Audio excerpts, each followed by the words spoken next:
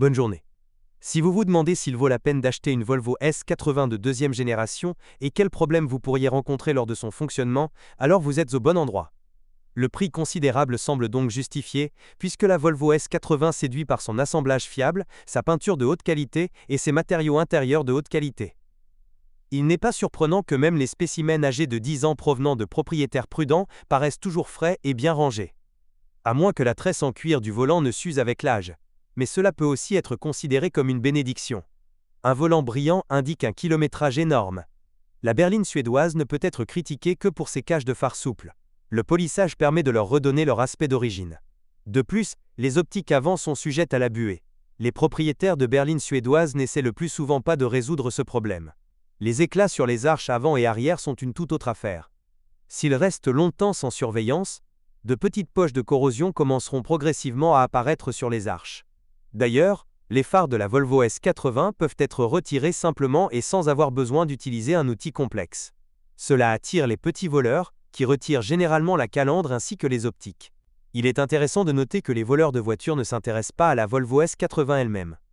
Les onoklasniki de BMW ou Mercedes-Benz sont volés beaucoup plus souvent. Cependant, il vaut la peine de vérifier si la voiture est verrouillée. Le fait est que le système d'entrée sans clé et le verrouillage centralisé de la Volvo S80 peuvent être méchants. Sinon, l'électricité ne pose pratiquement aucun problème. Vous pouvez vous plaindre de la faiblesse des interrupteurs de porte et de l'embrayage à roue libre du générateur, mais dans le contexte des problèmes auxquels sont confrontés les propriétaires du premium allemand, tout cela semble être une bagatelle.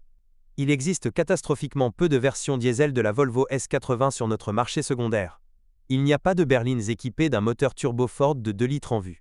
La plupart des exemplaires proposés à la vente disposent sous le capot de moteurs essence 5 cylindres. Et c'est formidable, car, par exemple, une unité avec l'indice B5254T12 dispose d'une ressource réelle de 500 000 km. Selon les normes modernes, il s'agit d'une figure cosmique. De plus, la turbine de ce moteur peut durer aussi longtemps que le moteur lui-même. Parmi les nuances que le nouveau propriétaire doit connaître, il convient de noter que lorsque la courroie de fixation se brise, elle s'enroule directement sur la poulie de la courroie de distribution. Vous devrez donc porter une attention particulière à l'état des transmissions par courroie. Les fuites d'huile à travers les joints d'embrayage du déphaseur sont l'un des problèmes les plus connus des 5 cylindres en ligne Volvo S80. La fuite en elle-même est une petite chose. Bien pire, du lubrifiant pénètre dans la courroie de distribution, ce qui peut la faire sauter et entraîner une révision ultérieure du moteur. Les taches d'huile sur le couvre-courroie devraient sérieusement vous alerter. Un autre problème possible est le sifflement du séparateur d'huile dans le système de ventilation. Le problème est une membrane qui fuit. Mais le constructeur recommande de remplacer l'ensemble, ce qui coûte beaucoup plus cher. Heureusement, les spécialistes du service du club Volvo maîtrisent déjà la réparation de cette unité. Les moteurs à essence 6 cylindres sont également assez fiables. Ils disposent même d'une chaîne de distribution capable de supporter 300 000 km. Une autre chose est que l'entretien d'une transmission par chaîne nécessite un outil spécial et 8 à 9 heures de temps de travail. Ainsi, après avoir acheté une voiture avec un kilométrage élevé, vous devez prévoir une somme considérable à l'avance pour remplacer la chaîne. L'entretien d'un Yamaha V8 avec un angle de cylindre de 60 degrés coûtera encore plus cher. En raison des caractéristiques de conception, le moteur phare a dû être complété par un arbre d'équilibrage, dont la durée de vie laisse beaucoup à désirer. Cela est également vrai pour le rouleau d'entraînement des accessoires. De plus, pour tenter de rendre le bloc 8 cylindres plus compact, les ingénieurs ont rendu les canaux d'huile trop étroits. Avec l'âge, ils s'encrassent, après quoi le moteur ne reçoit plus la quantité de lubrifiant requise. La grande majorité des Volvo S80 sont équipés d'une transmission automatique classique que l'on retrouve sur les voitures Mazda, Ford et Opel. Même les premières versions de la box ne posent aucune question en termes de fiabilité. De plus, les techniciens de service conseillent souvent de compléter l'unité avec des radiateurs de refroidissement supplémentaires, après quoi la transmission automatique devient presque éternelle. Naturellement, sous réserve de changer l'huile et le filtre tous les 40 à 60 000 km. Au bout de 300 000 km, le solénoïde de commande et la bague de la pompe à huile peuvent s'user.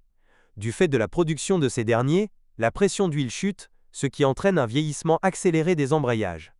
Depuis 2011, des transmissions automatiques de deuxième génération sont installées sur la berline suédoise. Le fabricant a modifié le type de lubrifiant présent dans la boîte. Malheureusement, l'huile neuve vieillit plus vite que l'ancienne. En conséquence, il devra être changé plus souvent, tous les 40 000 km.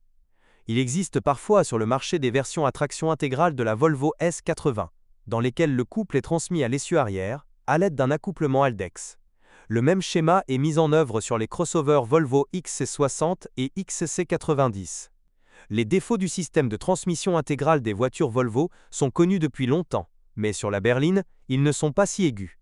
Le halo de l'habitation des voitures a un effet. Pratiquement aucun propriétaire de S80 n'osera conquérir même des conditions tout-terrain minimes. Quoi qu'il en soit, vous devez être préparé à ce qu'au bout de 100 à 120 000 km, l'embrayage commence à fonctionner.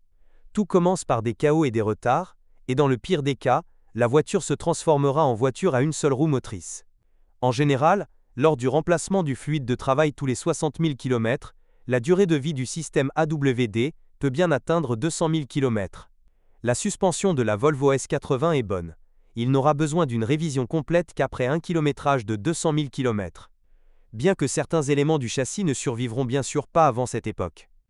Les jambes de force et les bagues de la barre anti-roulis résisteront à 100 000 km. Les bras de jambes de force McPherson résisteront à 150 000 km. Il est préférable d'éviter la suspension dite active de la Volvo S80. Bien qu'il soit fiable, le coût d'un amortisseur de marque adapté à une telle suspension peut provoquer un choc. Dans le cas d'une voiture d'occasion, il est peu probable que de telles dépenses soient justifiées. Un certain nombre de composants du frein de stationnement électrique se trouvent directement sous le soubassement. Ils sont constamment attaqués par le sel et les réactifs, c'est pourquoi après quelques hivers seulement, la voiture peut se retrouver sans frein de stationnement. Dans le cas d'une Volvo S80, le remplacement apparemment ordinaire des plaquettes de frein doit être effectué par un spécialiste. La procédure de retrait des pads est effectuée par programme. Si vous ne le savez pas, vous pouvez laisser la voiture sans frein. Il est impossible de dire avec certitude quand il est temps de remplacer les plaquettes et les disques de frein. Tout dépendra du conducteur et de son style de conduite. Il va sans dire qu'une berline avec un V8 sous le capot devra se rendre plus souvent dans un centre de service pour remplacer les plaquettes de frein.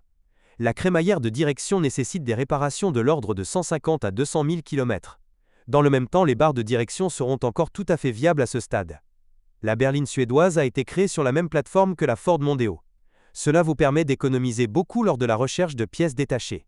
Bien sûr, vous ne pouvez pas prendre la première pièce Mondeo que vous rencontrez et la mettre sur la S80, mais en discutant avec les artisans et en lisant des forums spécialisés, vous pouvez facilement créer vous-même une liste de pièces de rechange. Cependant, même si vous ne recherchez pas de substitut de haute qualité, posséder une Volvo S80 ne sera pas ruineux. Peut-être qu'en termes de prestige, la berline suédoise est inférieure à ses concurrentes allemandes, mais en termes de fiabilité et de simplicité, elle les bat de front. Si vous êtes propriétaire, assurez-vous de laisser un commentaire sur cette voiture. Votre avis aidera certainement les autres à choisir une voiture.